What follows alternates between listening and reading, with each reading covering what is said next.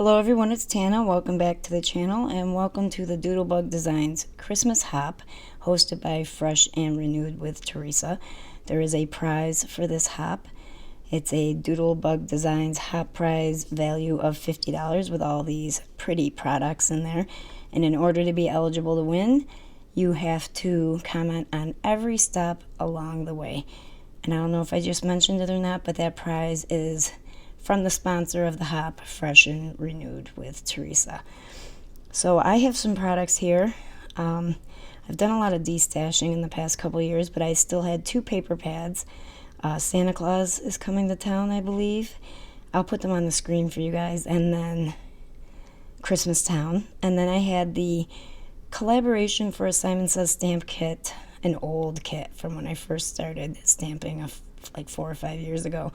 And the name of that stamp set, collaboration with Doodlebug and Simon Says Stamp, was called Christmas Squad, I believe. I will also put that name on the screen for you.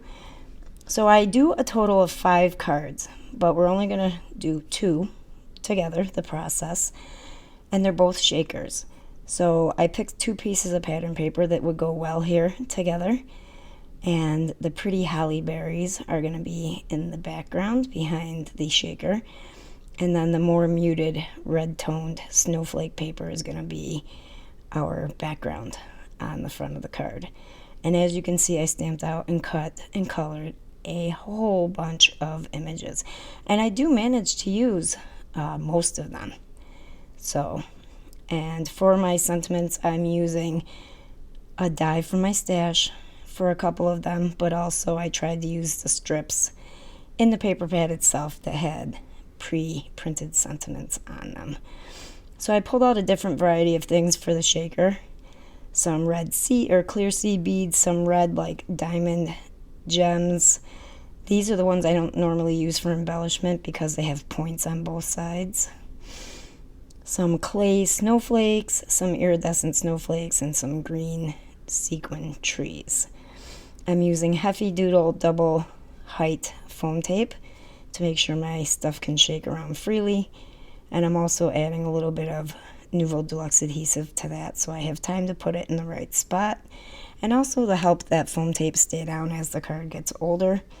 I would like to hope that people tend to keep interactive cards like these.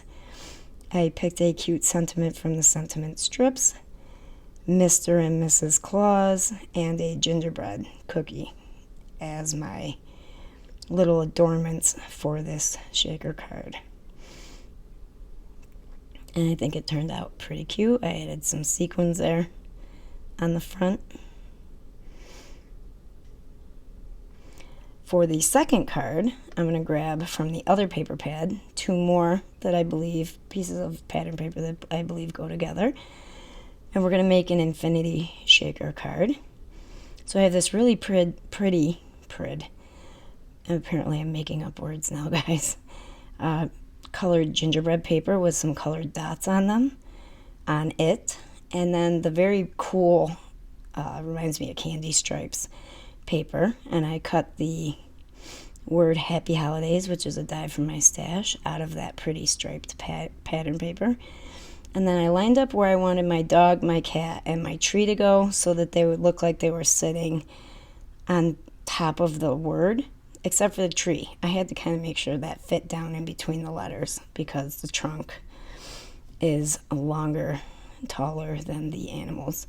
They're going to be on the inside of the shaker. The word Happy Holidays will be on the outside of the shaker.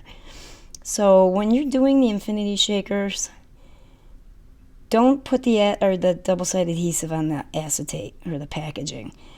I don't know why I did it this way. I fixed it at the end, you know, where I put it on the cardstock instead. It's not that you can't do that. It's that if you make a mistake and put the adhesive in the wrong spot, it's going to be harder to move it. Whereas if you put it on the back of the cardstock, you can play with the packaging or acetate to make sure it's where you want it to go. Also, you want to trim those corners and all 4 corners very close to the edge. It will not affect your shaker card as long as you're not cutting a huge hole.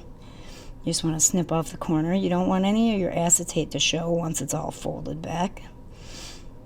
And you want to leave the top open so you can fill it.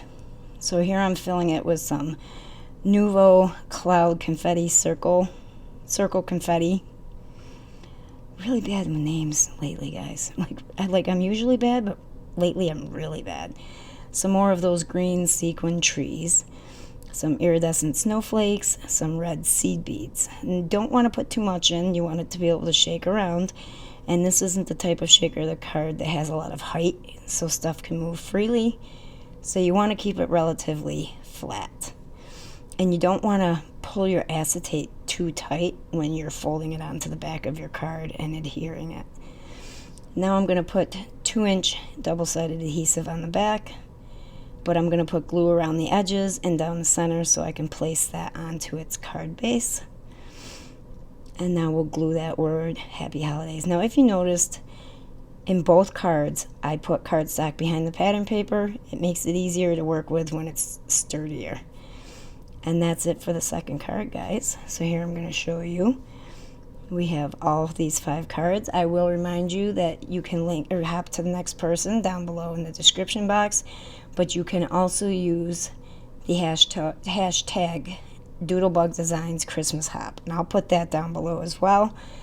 In order to be eligible for the prize, you have to comment on every hop along the way, and you have until December 18th to comment. And that's it, guys. I hope you enjoy the rest of the hop, and happy holidays. We'll see you next time. Bye-bye for now.